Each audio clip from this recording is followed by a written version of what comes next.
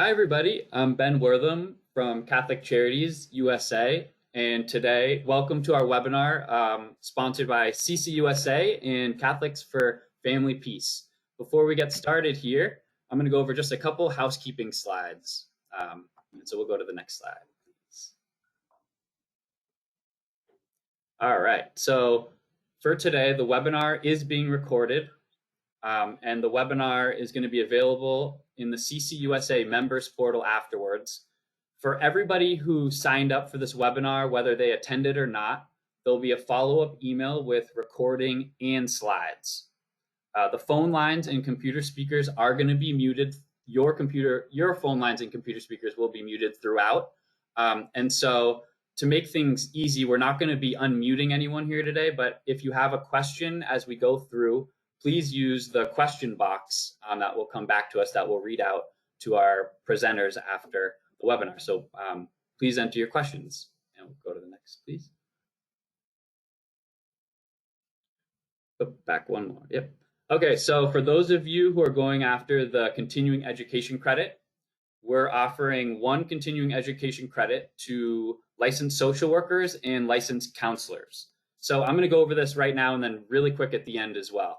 So in the follow-up email, which should hit your emails either tomorrow or the next day, there's going to be a SurveyMonkey link, a YouTube recording, and a PDF of the slides. And if you are going after the continuing education credit, you just click into the SurveyMonkey link. There's a quick 10-question evaluation and then a quick 10-question post-test. And if you don't get an 80%, it'll just have you retake the post-test until you do. And then within 10 days from now, you'll be receiving a CE certificate for this webinar. So thank you. We'll go to the next. So this webinar is a collaboration, the first of 4 webinars here that we're going to do every other week starting today between Catholic Charities USA and Catholics for Family Peace. And so this series is titled Best Practices to Support Families Impacted by Intimate Partner Violence.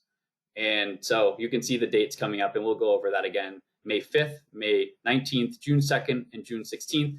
Each one of these webinars will offer a continuing education credit. And with that, I'm going to turn it over to Sharon. Next, please.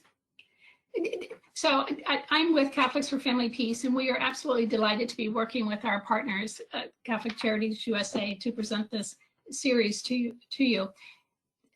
These 4 webinars are just the tip of the resources that we have available. So if you have other questions, other areas of interest, do please check out our website, Catholics for Family Peace, and we will respond, and oftentimes we collaborate with our partner, Catholic Charities USA.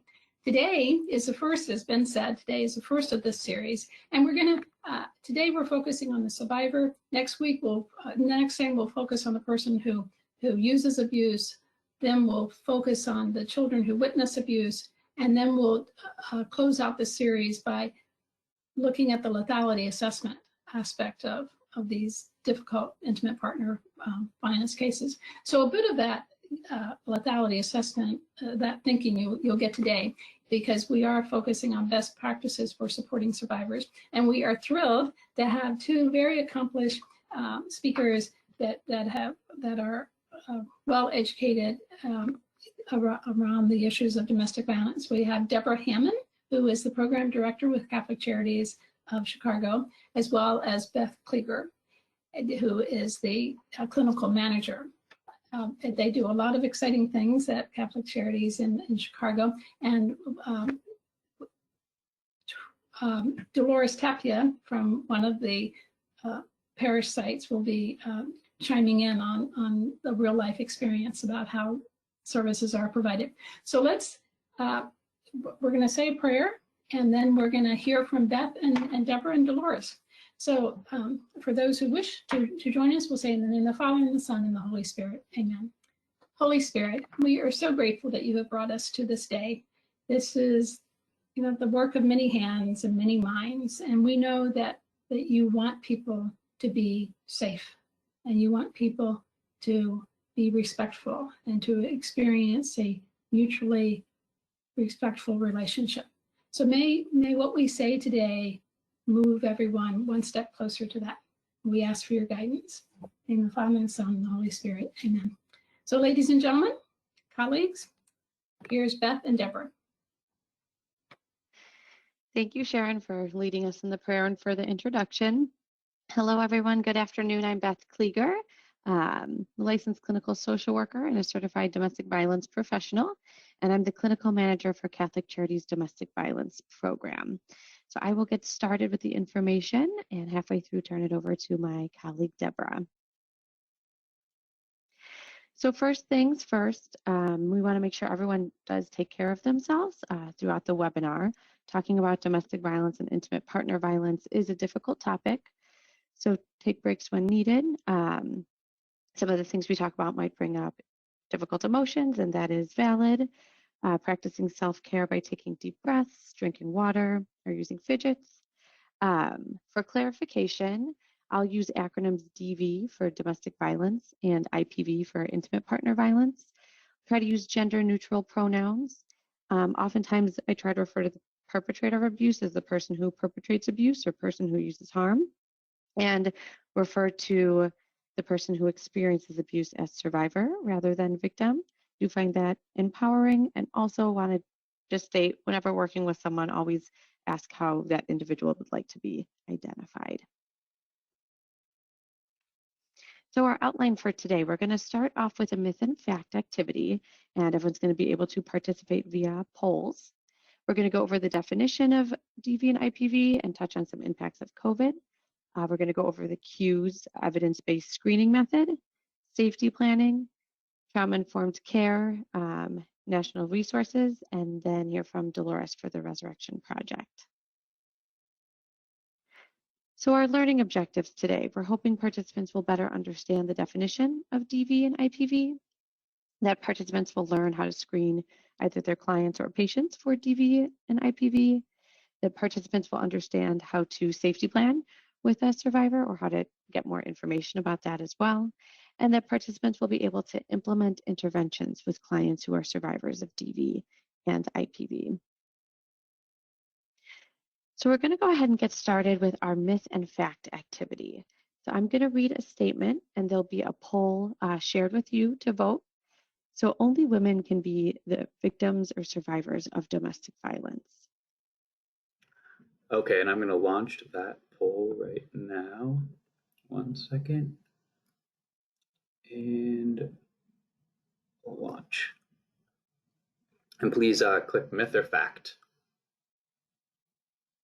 Give it a couple.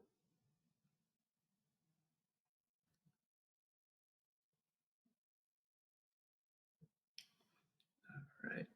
Looks like 68% of you have voted so far. We'll give it 10 more seconds. And 5 more seconds. 5, 4, 3, 2, 1. All right, we're going to close the poll. And we're going to share it. Can you all see that? Beth, you can see that? 98%. I actually, thank you. Okay, yeah, I cannot while I'm sharing my screen. So thank you. So it sounds like people on the call are familiar with the fact that this is a myth. About 1 in 4 women and also then 1 in 10 men have experienced contact sexual violence, physical violence, and or stalking by an intimate partner and reported having an IPV-related impact during their lifetime. So that statistic was from the CDC in 2018. We always like to start off with this myth to really highlight the importance of understanding that 1 in 4 women can experience DV and IPV, and so do 1 in 10 men. So both men and women do experience DV and IPV. So the next statement is, when there is violence in the family, all members of the family are participating in the dynamic, and therefore all must change for the violence to stop. Is this a myth or a fact? And I'm going to launch that poll right now. 1, 2, 3, launched. Please put in your vote. And we'll I'll give it 10 more seconds.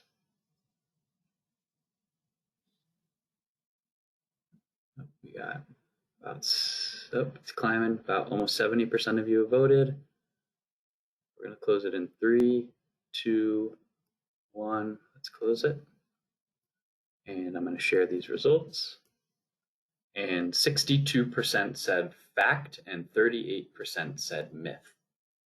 Great, thank you, Ben. So this is a myth. So today we're not going to talk into too much detail about some of the dynamics of DV and IPV, which include the power and control wheel, the cycle of violence. We do know that when someone is using harm or perpetrating abuse, they are making the choice to do so. Therefore, they would need to change for the violence to stop. There's nothing that the survivor can do that is causing the violence or that will make it stop. It is up to the person who is choosing to use harm. So the next one, the community places responsibility for violence where it belongs on the perpetrator. All right, we're going to launch that one right now. And feel free to vote. We'll give it about 30 seconds.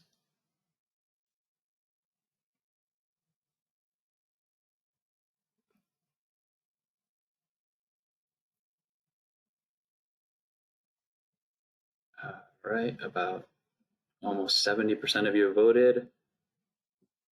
Give it 3, 2, 1. We're going to close it. And let's share. So we had 77% said myth and 23% said fact. Great, thank you, Ben. So this is also a myth. Fortunately, we still see oftentimes the community and society in general still does sometimes do victim blaming and doesn't necessarily place the responsibility for the violence on the person who is perpetrating the violence or using harm. And so that is why we really appreciate doing trainings, and part of our team and our program's goal is to continue to provide this education so people can become more aware. And we have one more question. So myth or fact, alcohol and drug use is a major cause of domestic violence. Is that a myth or a fact? All right, we're going to launch that one. All right, we'll give it about 30 seconds.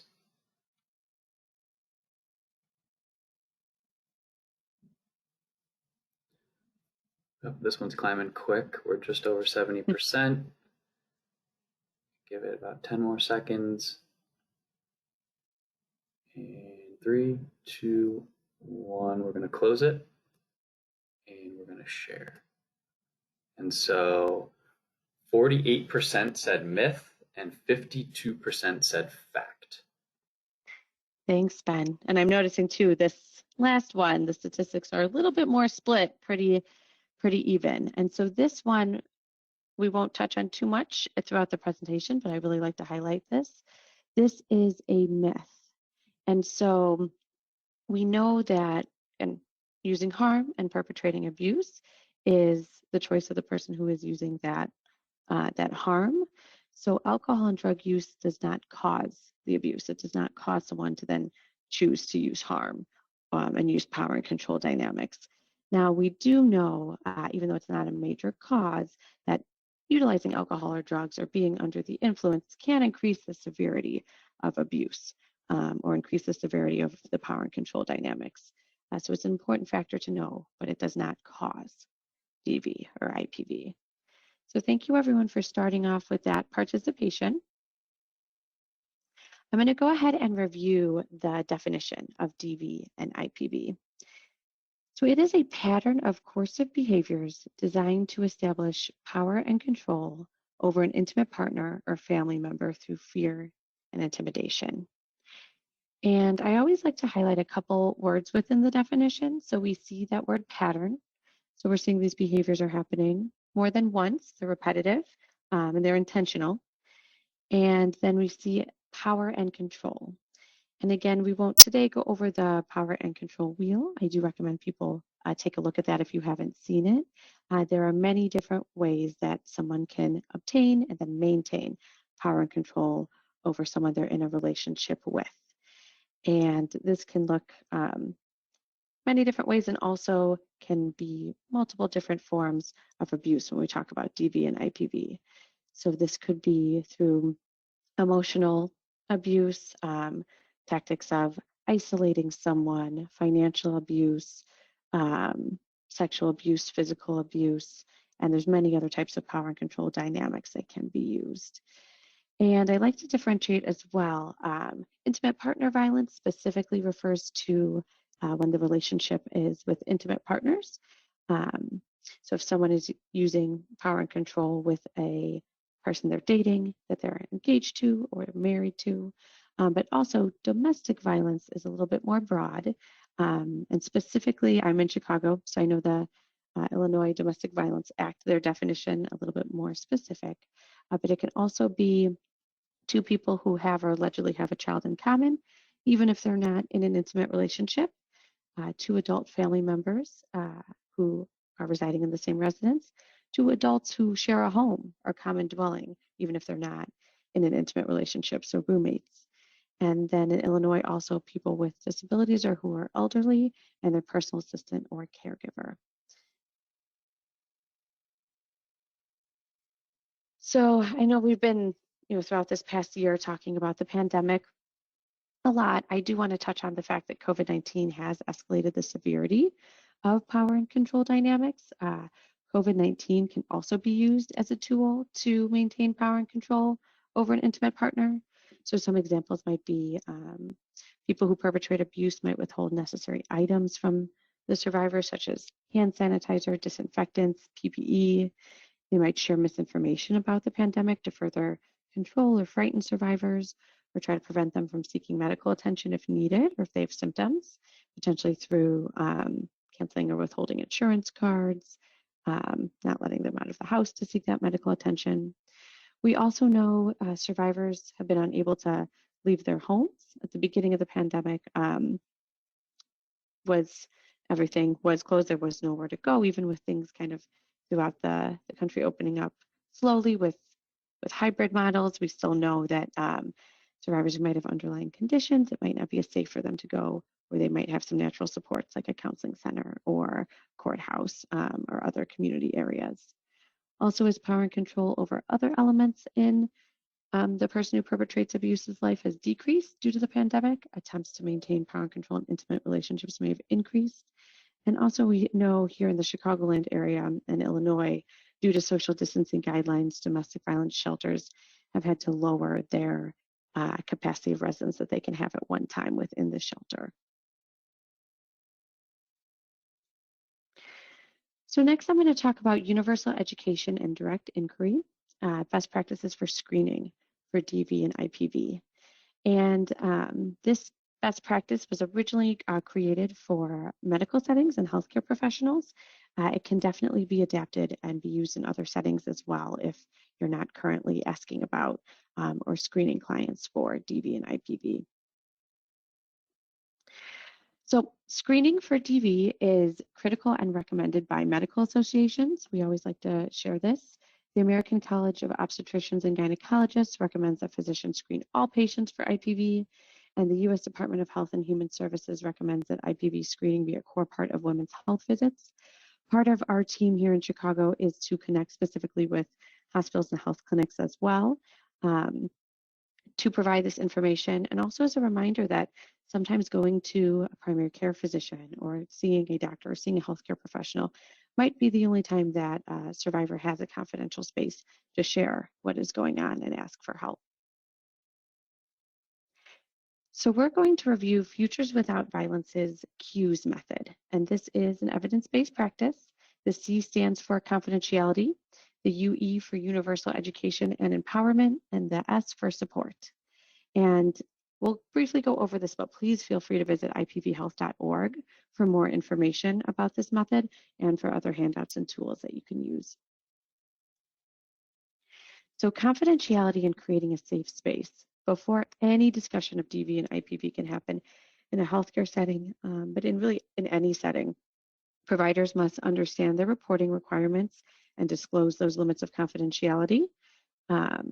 Always talk to patients alone and not within the earshot of a partner or family member. Also, never use a family member or friend as an interpreter. So we don't know, again, who the person is who may be using harm or perpetrating abuse. That might be the person that someone came to their appointment with. And so it is not safe to be asking about DV and IPV in front of the person who is using harm or in front of anyone else who might be in this space. So it always is important to find a way to make sure you have a confidential setting before talking about DV and IPV. Listen, be non-judgmental, offer information and support, and don't push for a disclosure. And the goal of screening is to normalize that DV and IPV is common and to give someone space if they would like to share, not to push for someone to have to share. So universal education and direct inquiry. We often talk about framing questions. It can be helpful before asking some direct questions to ask a framing question, normalize again why you're screening, that you screen everyone you work with, and that DV and IPV is common. So violence is an issue that unfortunately affects everyone today. Thus, I began to ask all my families in my practice about exposure to violence. May I ask you a few questions? Or I began to ask all the patients in my practice about their family life as it affects their health and safety. May I ask you a few questions? And then if someone does say yes, moving on to more direct questions. So on here, has your partner ever hit, kicked, choked, or physically hurt you? See that addresses specifically physical abuse. Again, we know that physical abuse is not the only type of abuse, and someone might not be experiencing physical abuse and still be experiencing DV or IPV. So there's other direct questions as well that are important, like has your partner ever threatened you, humiliated you, or made you feel afraid? Are you afraid of your partner, afraid to go home? Do you or did you ever feel controlled or isolated by your partner? And then there's some other examples on here as well. Another part of the universal education is utilizing safety cards. So Futures Without Violence has these safety cards, and you can order them there. They're about the size of a business card and they're accordion, or they have PDFs you can print out, and these can be helpful to start that conversation as well. So I wanted to give you this card. We're giving it to all our patients. It talks about healthy and safe relationships and how your relationship can affect your health. We talk about this card and then going through some of that information, and then potentially going into those direct questions. So then the S stands for support, supporting a positive disclosure. So if someone does end up disclosing that they are experiencing abuse, thank the patient for sharing their story, validate that DV and IPV is a significant health issue for many people and that your patient is not alone, express that you support your patient regardless of their decisions. Ask the patient if they have immediate safety concerns. And if yes, discuss options and offer harm reduction and safety strategies. And we'll talk a little bit about some of those next. Also referring a patient to a DV or IPV program, and then following up with the patient at their next appointment. So I know in Illinois, we have an Illinois Domestic Violence Hotline, which is a helpful hotline to call if there's a question about shelter or safety planning or connecting with kind of a shelter ASAP if that's what's reported. We're also going to share the National Domestic Violence Hotline number. So anyone who's tuning in can go to the National Domestic Violence Hotline number to find out more resources in your state. So safety planning is extremely important and a really helpful intervention in supporting survivors. So I'm briefly going to touch on just some different areas that can be used in safety planning. Not all these areas are usually all utilized. This is not an extensive list. These are just some I wanted to highlight. So depending on the survivor-specific situation, you might use some of these. And the National Center on Domestic and Sexual Violence has created a safety plan, so you can look there, as well as the National Domestic Violence Hotline, and I will share that link as well. So one area that's important to talk about is safety during a violent incident. So we know when working with survivors that not everyone has left an abusive relationship, and some people might choose never to leave, and we respect that self-determination. and can still help by helping plan for what to do if a violent incident was to occur. So a couple examples, talking with someone about going to a low risk area within their home. So avoiding kitchen, bathroom, and garage. Those could be the most unsafe spaces to go. We know in the kitchen and garage, there's a lot of items that can be used as weapons. And in the bathroom, it's a very small space and the only way out is the way in, usually. So someone could end up getting trapped in there. And if any physical abuse occurs in the bathroom, there's a lot of really hard surfaces that could result in injury. So trying to go somewhere potentially within the home if violence is escalating, like a living room where there are some softer objects and more open space. Talking with someone about escape routes for if violence is occurring, how they can get out of their home quickly, where they could go from there, how to contact 911 if needed, making plans with potentially trusted neighbors or other supports. And then using code words to ask for help. So maybe there's a specific code word that they call someone in their support system that then knows that they need some help.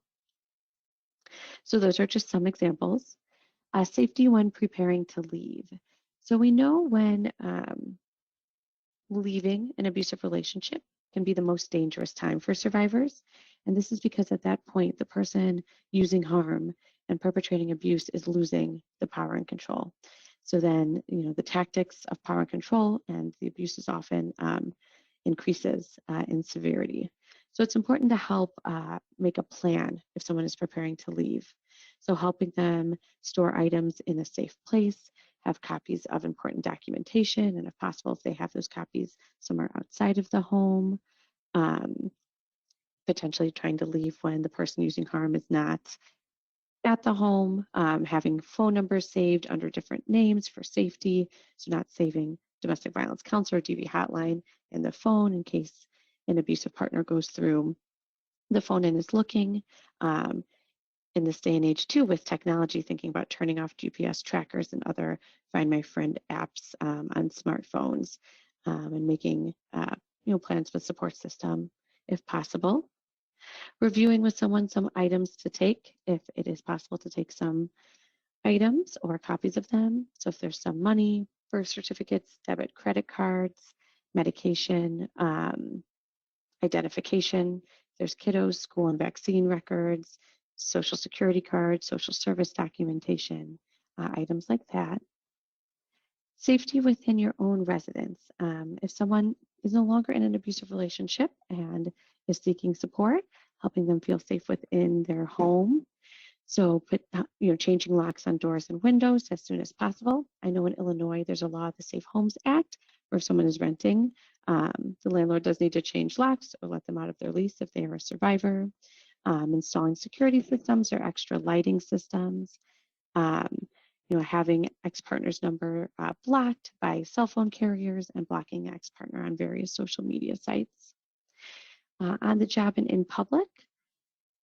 So depending on if the survivor feels comfortable, potentially talking with colleagues or a supervisor about what to do if the ex-partner was to show up at work or call, working out a plan maybe with security on site or another colleague to walk to the car, walk to the bus stop, to leave work. Also thinking about in public, changing the routine. So maybe shopping at a different grocery store, maybe changing the time that grocery shopping is done. If it was always done 5 o'clock on Thursdays, maybe going on the weekend, changing the bank that you're going to and the pharmacy so that the person who had been perpetrating abuse isn't likely to see you at any of those places, see the survivor. Safety with children. So talking with children about safety, using developmentally appropriate language. For example, we're practicing what to do in an emergency instead of we're planning what to do when mom or dad becomes violent. If after having left the relationship, making lists of adults who can provide childcare and pickup permission and giving that to daycares and schools, and telling children violence is not right, reminding children that they're not at fault for the violence. And then if there is any exchanging in custody, doing that in a public place and if possible, having another supportive adult who can come to those exchanges. And then also we like to highlight too a section is safety planning for pets. So some statistics in Illinois show that up to 65% of survivors are unable to escape relationships because they are concerned about what will happen to their pets when they leave. So we like to make sure we add this to the safety plan. So if planning to stay, emergency, knowing the closest 24-hour vet for pets, having emergency provisions like some extra food, trying to establish ownership of a pet through putting the survivor's name on vet records. If planning to leave, setting up a shelter for the pets as well. And if having left, for example, keeping pets indoors and not letting them outside alone, changing the route a dog could be walked, potentially changing the veterinarian. And in some states, pets can also be added to an order of protection. Illinois is one of them. This is not something that can be done in all states, though. I would recommend checking in and seeing if your state does that. So again, I went over that pretty quickly. These are just some examples, but if anyone is interested in learning some more examples that could be done to support any clients or patients that are survivors, feel free to visit also the National Domestic Violence Hotline, this link here, and they have an interactive safety plan that can be done online and that can also give you more ideas. So next, I'm going to go ahead and turn it over to my colleague, Deborah Hammond, and she's going to talk about trauma-informed care. Yep, and this is Ben, I'm going to come on real quick and I'm going to switch it over from Beth's screen to Deborah's. So Deborah, I'm going to make the presenter right now. Okay, can you see my screen? Yes. Yes, I think we see the GoToWebinar screen. Okay, let's make sure we can see this one. And remember to keep putting in your questions and we'll get to those at the end. And then we'll move this. Okay. Let's see, which screen are you seeing now? We still see the GoToWebinar webpage. Let me see. We're having technical difficulty sharing this screen. Let's see. We can pull this one up. Nope. I tell you what, why don't we do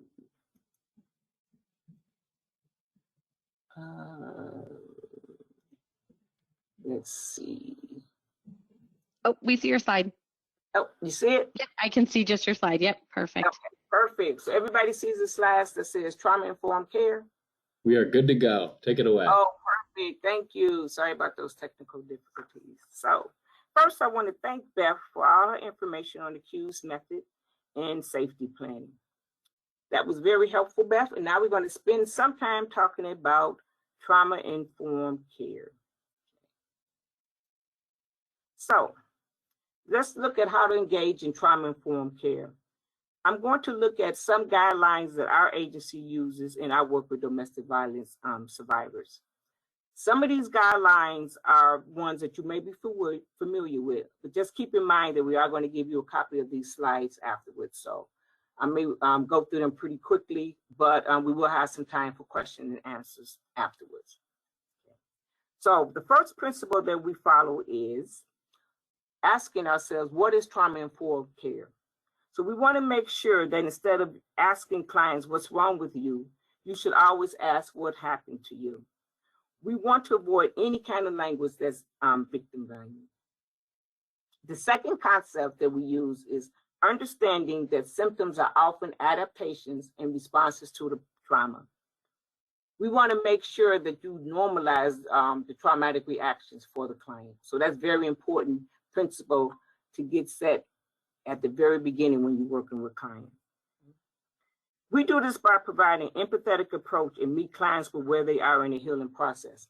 All clients come to us at different stages of healing, so we want to make sure that we stay client-centered and client-focused. Beth talked a little earlier about some of the myths and facts about domestic violence, so it's really key to provide psychoeducation to all domestic violence survivors. We discuss information about the cycle of violence, power and control dynamics, And we also talk about the impact of domestic violence on children and the family. The next principle we follow is what we call holistic care. This holistic approach to care can include all the issues and concerns that the domestic violence survivors are bringing to the treatment process. Sometimes we find that some of the signs and the symptoms that are occurring may have to do with depression, anxiety, or substance abuse. So we make sure that we discuss the goals with the clients and focus on what they want to occur during their process of healing versus what we think should happen. We also do this with collaborations and referrals.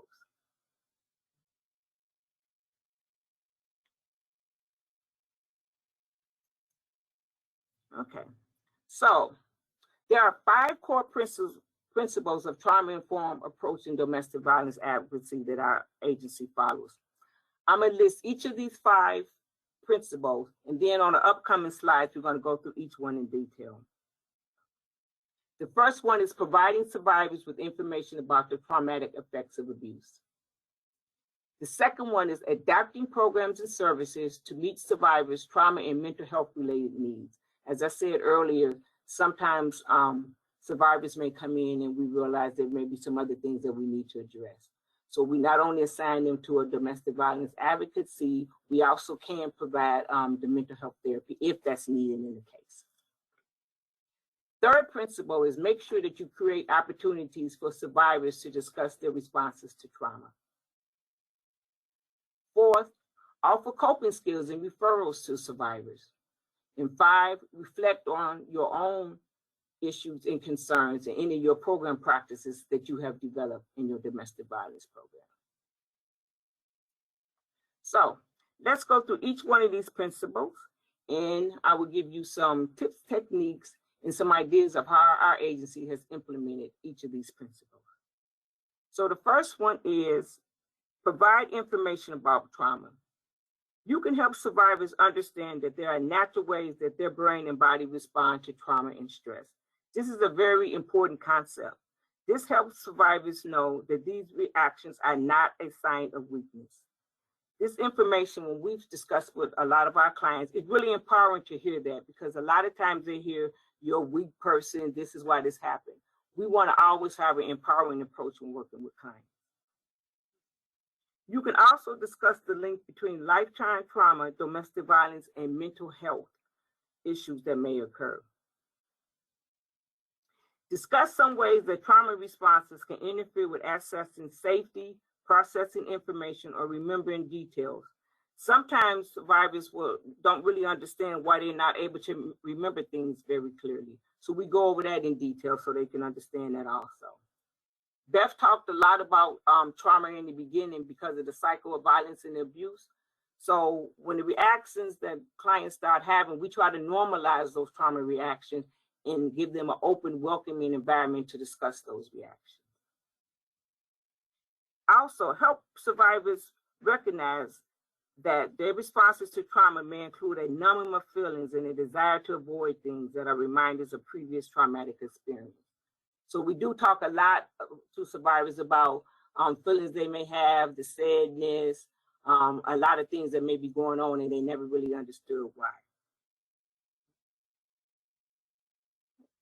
So our next principle involves adapting your programs and services. What we found is really key is always create a welcome environment. We found that when you engage clients early in the domestic violence services, if they have a welcoming, warm environment, then they feel free to open up and share their stories when they're ready and begin the healing process. The second principle is offer flexibility and choices when possible. Many survivors have difficulty scheduling appointments due to childcare, changing work schedule, and lack of transportation. So anytime you're doing this work, try to be as flexible as possible, because we know things happen, especially with COVID-19 and everything else that's going on. So flexibility is the key to engaging also. Also, offer clear boundaries and expectations. When you're engaging in meeting with a client, be clear and open about what to expect during counseling. Don't be afraid to have the clients ask you any questions. You want to have an open dialogue with clients, because remember, a lot of times this may be the first time they're either meeting with a therapist or advocate. So you really want to be comfortable letting them know that they can ask questions if they like. At our agency, we work as a team to create our service plans and treatment plans with the client. There may be multiple staff working with the client. That can include a therapist, a domestic violence advocate, or a case manager. But one of the key principles we use for our work in the space is always have the client at the center of the treatment plan. They are responsible for driving their own decision-making process. So that's a really important one to remember. Collaboration is important. A lot of our clients come to us with multiple issues and needs and concerns. So with their consent, we will involve other providers and systems that work with them on whatever concerns they may have. So for example, Catholic Charities can offer them legal help if they want legal help. We can refer them to medical providers. We can provide housing, benefit assistance, clothing, and food pantry. So if your agency isn't able to provide those in-house, we encourage you to maybe partner with other agencies and do some agreements. So that way, clients don't have to look for those things themselves. So our next principle was offering referrals and coping skills. You want to discuss the process of healing from abuse and trauma. That's very important when you're working with clients. One of the things you want to do is discuss the process of healing from the abuse and the other trauma that may be occurring. This helps instill a sense of hope that they will not feel this way forever.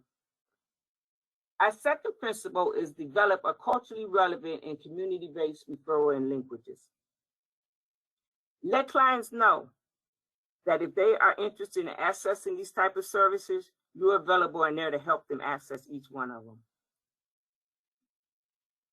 Also, work with them on developing and strengthening new skills for dealing with painful, disruptive feelings. That's part of the healing process. So there's a lot of different techniques, and I know some of you may be familiar with these, but I'll go through each one and give you some websites where you can find some of these a little later on. The first one is relaxation training or exercises. Some of the techniques we use are body scans, progressive muscle relaxation, mindfulness exercises such as breathing exercises and meditation, grounding techniques like senses, like the 5 senses activity. Some of you may be familiar with that.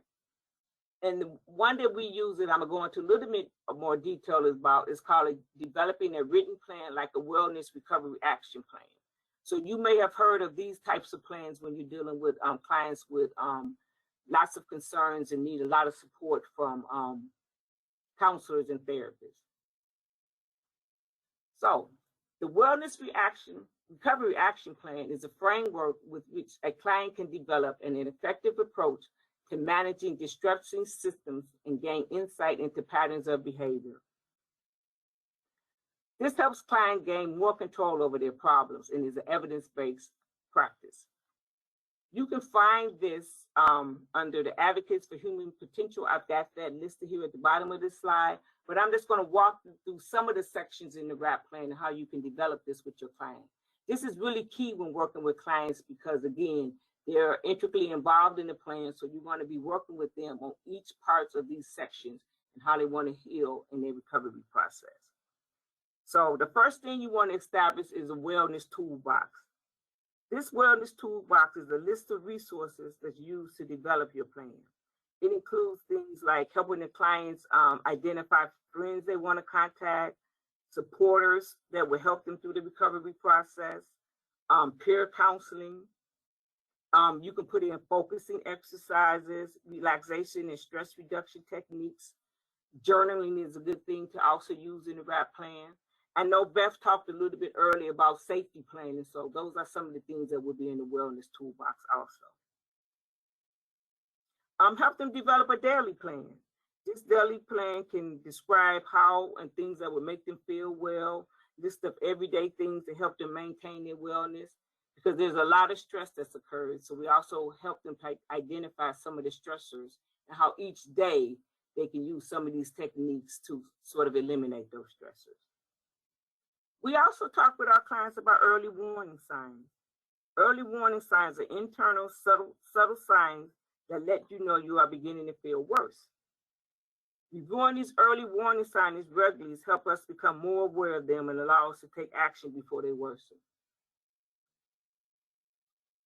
The next thing we talk about when things are breaking down. Yes, we actually use that term because clients can really relate to that. Sometimes when they come in, they feel like, I just can't handle this, things are going to happen, everything isn't just great. So we actually talk to them ahead of time and say, there are times that things are breaking down, so let's come up with a plan for that. So the plan talks about when you're feeling worse, like say it all the time or hearing voices, go back to your wellness toolbox and pull some of those powerful tools out that would help you. So those are just some of the sections of the wellness action plan that we use. We also help clients develop a crisis plan. This crisis plan helps clients identify what they can do when a crisis may occur. Like Beth said, there are times that may make a decision that they are ready to leave the abusive relationship. And in that case, go over the safety plan that they came up with, talk about responsibilities with them, that who can care and help them make decisions, and also a care plan for their children and for their pets. That's all included in there also. So here's a technique that's called box breathing. Some of you may be familiar with this, and this is really a helpful technique that's used to help people calm down. So what it does is a simple 4-second rotation of breathing. So you're breathing in, holding your breath, breathing out, holding your breath, and repeating. And you can find this on quietkit.com. A lot of our clients like this because it helps calm them and get centered. Also, I can just speak for myself as a therapist and sometimes as a director, there's times that you just need to sit back, take time to calm down. So this is a good technique to use too.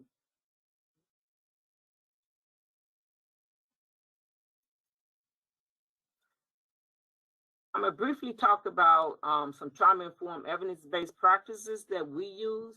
I'm not going to go over these in detail because I know you may be familiar with some of them, but we use a lot of these techniques in working with our clients in our program. The first one is motivational interviewing. Motivational interviewing is a guiding style of communication that sits between like following, which is good listening, and directing, giving information and advice. We use a lot of motivational interviewing with our clients because it's designed to help empower them to make their own decisions. And that's really our approach to treatment. The second one is a strengths-based approach. This strengths-based approach is a way that emphasizes people's self-determinations and strengths. And I think that's really a key when you're working with domestic violence survivors. We really want to focus on their strengths. We know there still may be some challenges that they're going to face, but we want to focus on their strengths as much as possible. Next is cognitive behavioral therapy. This is a type of psychotherapy that helps provide people different ways of identifying thoughts and feelings that may occur. And the last one is EMDR. You have to be specifically trained in this technique, but this technique really helps domestic violence survivors gain some control over their lives. So you can go on some of these websites under psychology tools and they'll give you some additional training about each one of these. Okay. And our last principle was really focusing on ourselves as therapists and our organizations. So what you really want to be aware of is your own reaction to survivors. Okay. One of the things that we want to think about is always ensure that our interaction with survivors are focused on supporting their best interests and well-being. One of the examples we always use is the language that you use. For example, when you're talking to a client, you may say, "We want everyone to be safe and comfortable in here. You have been shouting for a while and that works some of us. It's better than saying, you can't keep making all that noise. You need to sit down and be quiet." So if you notice, the first sentence I used was more empathetic and empowering. you really don't want to use any kind of blaming method, even though that they may be triggering you. So always be aware of your own reaction to survivors. And the second thing I want to focus on is you should always reflect on the impact of the work that you do on your own life and how you experience secondary trauma. In our agency, we always have people meet regularly with their supervisor to talk about any stressors that may occur. You should always reach out for support to your supervisor and your colleagues. Okay? And practicing self-care is really a big key with us. We make sure that people can take time off, relax, and make sure they have their own self-care kits so they can make sure that they're not being overwhelmed and burned out. When you're doing trauma-informed care work, sometimes there's a lot of times that you need to just sit back and relax and breathe. Okay, we're going to have a moment to talk with our next presenter. Her name is Dolores Tapia. Ms. Tapia is the program director at the Resurrection Project, and we are so thrilled to have her share her information about the wonderful work that they're doing. Thank you, Deborah.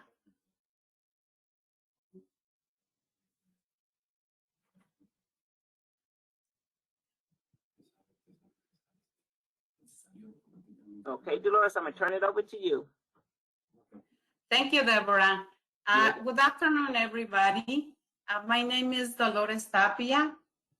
I'm the founder, director of the program at Resurrection that we call Hope Family Services.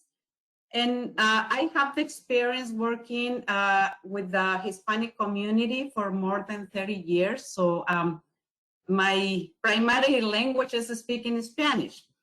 And our program started with women in the community that they were asking for services. They didn't know how they were looking for, but they were looking for something in a parish. Now, 2 years ago, we moved to the Resurrection Project. So the whole program has last April is his 25th anniversary.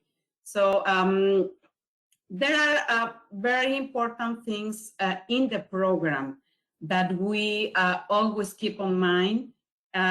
First of all, is that to be not judgmental doesn't matter what happened. Being cultural sensitive in the language, so it's very important to speak the language, and for our program is mostly Spanish. There are now new generations that they're coming and they speak English, but mostly they continue asking for services in Spanish. Secondly, the confidentiality that Beth and Deborah mentioned too. And the third part is that they feel welcoming and safe.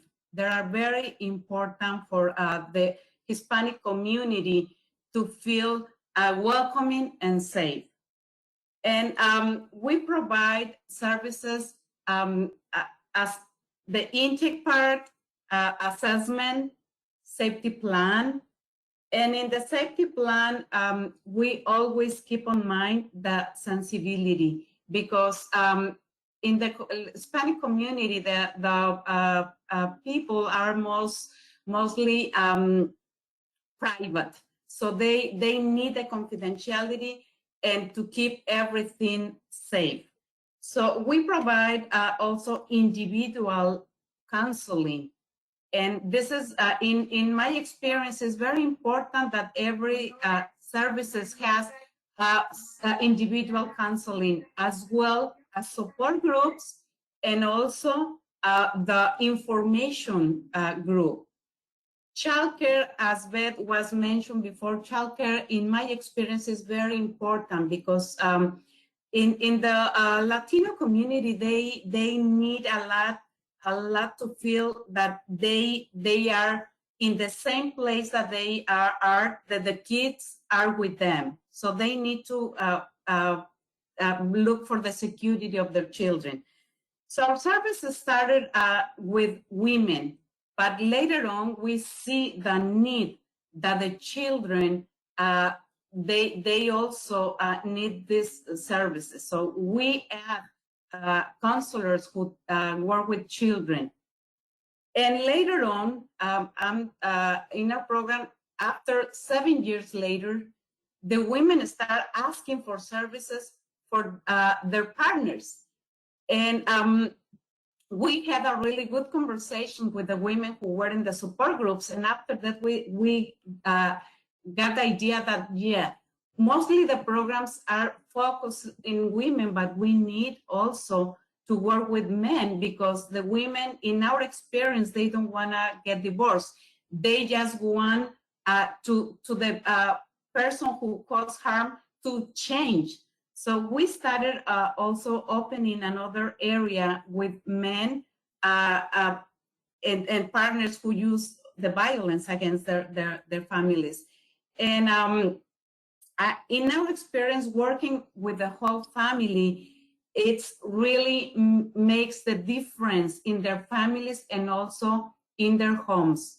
So I just want to share one of the story that it's for me during this pandemic makes a big difference. There is a 21-year-old woman who was living with their parents, but she has to study and work. So they were feeling like if she go out and in, probably the parents will feel they can be contagious with the COVID. So their parents are starting telling her that she wasn't enough, that she's not taking the cultural as they are. She's taking some steps to be feminist, and that she needs to go back if she goes to the school, she needs to continue in their house, not living outside. So she was with this decision. So she said, okay, I want to move with my sister. Her sister is a woman who's raising 2 children. She went to live with her sister, but later on, the sister says, you cannot go to the school because you need to help me with raising my children because I need to go to work. So this woman, when came to the program feeling like, I don't know what am I going to do. I want to continue my career. The program worked with her, and then in 3 weeks, we need to prepare her individual and support group and providing the information group too, that she can move with another person, another participant, and they can provide house for her and she can work and go to the school. So after that, she felt so supported by the people in the program. So now she's going to the college and telling everybody there are options for us. So we can do our school and we can support our families. This is a story that we make changes not only with her, we make changes with a mother and father, because they learn how the girl, she opens the doors for herself. And this for us in our culture, just to providing this security for the family and for her, it's the step that she took for herself. And we have a lot of stories, the women who has a lot of children, but I know that this the time it's over. But just to finish, providing all of these parts in our program, being sensible to the culture, not being judgmental, and speaking the language, and create a safe environment, I think, and listen their needs, listen what do they need. That's the most important part for the people who live domestic violence. So sorry about the time, but okay. I think that later on we can, Carlos is gonna share more stories about the men who are part of the program too. Yeah. So, thank you. All right, can we go to the next slide, Dolores? Pardon me? Or Deborah, I'm sorry. Deborah, can you go to the next slide?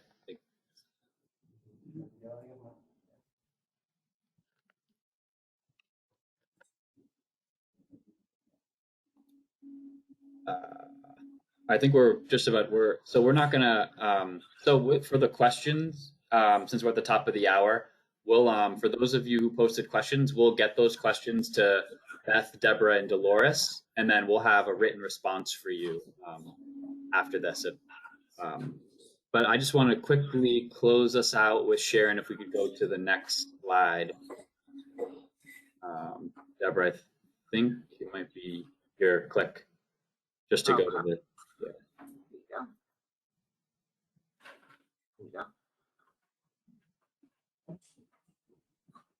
I also have it up as well if needed to switch.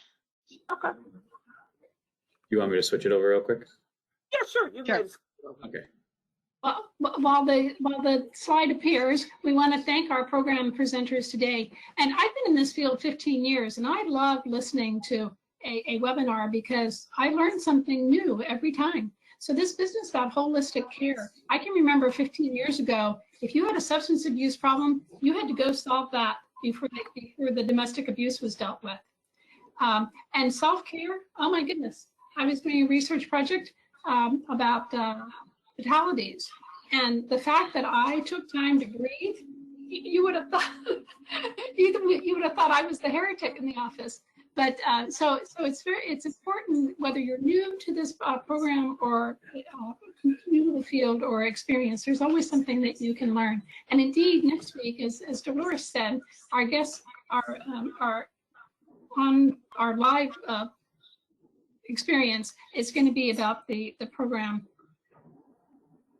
for people who do use abuse. But it's going to be Christoria Waldman, who has 25 years of experience working with people who use abuse. And so she's going to do a solid 45 minutes about what you as licensed social workers need to know. And then we'll have a live experience about that as well. But it's been our pleasure to work with you today. So you have Ben's address and ours from Catholics for Family Peace. So we do register for next week. I mean, the next time, it's actually on May 19th, and invite your colleagues to do so as well.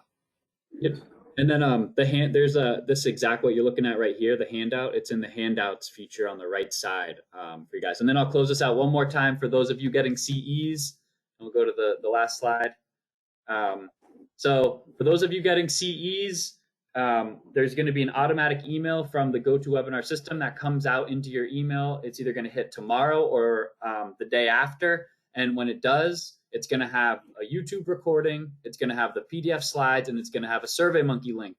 If you want the continuing education credit and you're a licensed social worker or counselor, click into the SurveyMonkey link, do the quick evaluation, do the 10-question post-test, and within 10 days from right now, you'll have your continuing education credit certificate, and we'll email those out. So be on the lookout for that email and just click into the SurveyMonkey link and we'll be good to go. So I just want to thank Beth, Dolores, and Deborah for your great presentation today, and Sharon, the mastermind behind the series. And we'll see you all again in 2 weeks from today. And hope you all have a great day. Thank you so much. Reach out anytime. Talk to you guys soon. Bye. Thank you. Bye-bye. Thank you. Thank you. Bye-bye.